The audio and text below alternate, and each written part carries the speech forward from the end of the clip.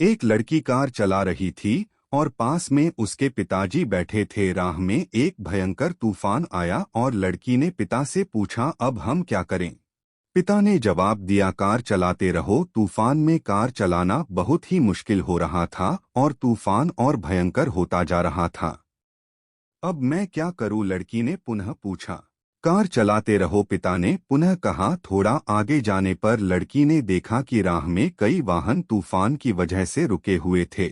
उसने फिर अपने पिता से कहा, मुझे कार रोक देनी चाहिए, मैं मुश्किल से देख पा रही हूँ, यह भयंकर है। और प्रत्येक ने अपना वाहन रोक दिया है। उसके पिता ने फिर निर्देशित किया, कार रोकना नहीं, बस चलाते रहो।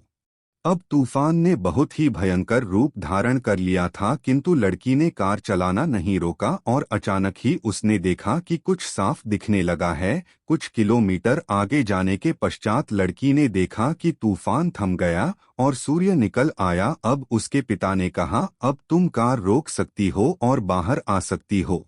लड़की ने पूछा, पर अब क्यों? पिता ने कहा, जब तुम बाहर आओगी तो देखोगी कि जो राह में रुक गए थे वे अभी भी तूफान में फंसे हुए हैं। चूंकि तुमने कार चलाने के प्रयत्न नहीं छोड़ा, तुम तूफान के बाहर हो।